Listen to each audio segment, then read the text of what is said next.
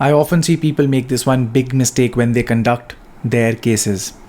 They think that even if their lawyer messes up their case, they can always pay a better lawyer in the High Court or the Supreme Court and get the mistakes of the trial court lawyer rectified.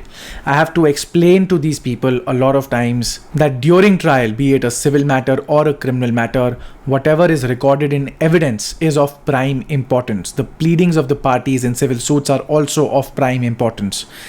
And if a lawyer makes a mistake during the time of making the pleadings or recording of testimony, no matter how good the superior court lawyer is, the client will suffer the consequences in perpetuity. A great example that comes to my mind is almost a decade ago when I got a case to draft a special leave petition before the Supreme Court in a case of Prevention of Corruption Act.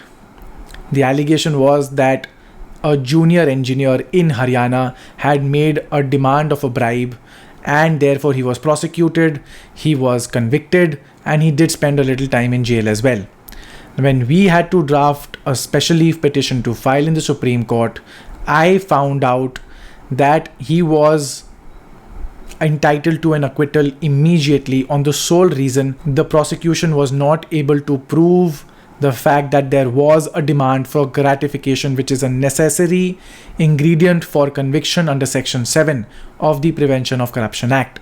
Section 7 says that both the demand as well as the receiving of gratification must be proved by the prosecution to ensure a conviction of the public official. However, in this case, what had happened was that the complainant person came to the court and deposed that he was working in the fields. When he came back home, his mother told him that this junior engineer came and demanded a bribe. The mother never came to court, never testified as to the factum of demand of bribe. I could not see how a conviction would be possible on hearsay evidence, because the Evidence Act says that anything which is not given directly by the person who was a witness to that particular thing will be hearsay evidence. And hence this person was entitled to an acquittal. However, because this was not pleaded at any point of time before the trial court, although courts in criminal matters are much more amenable to variations in pleadings and for counsels to point out the mistakes in the case of the prosecution, yet in this particular case, the Supreme Court, and to a good extent rightly so, refused to acknowledge that there indeed was a lack of proof to establish demand of bribe. Yet the person suffered the consequences.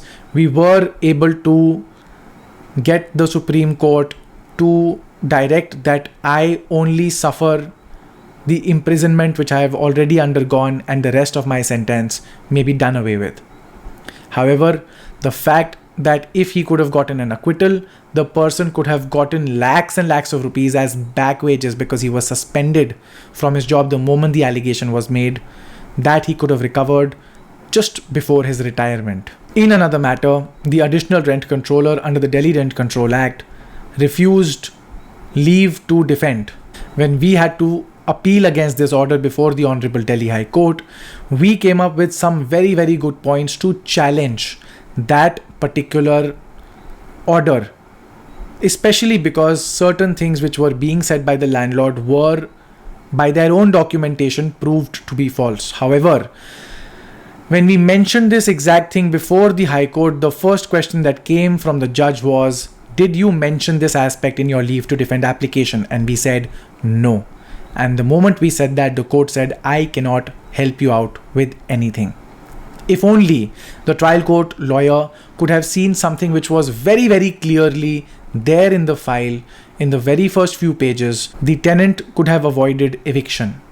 Sadly, even a decent High Court lawyer with the capability to look at the flaws of the opposition case was not able to help in that kind of a scenario. Lesson learnt is that try to be as meticulous as you can, and do not think that in the future a bad case can be turned around by a good advocate. In all probability, that will not be the case. Instead, focus on having flawless pleadings and flawless depositions to suit your narrative.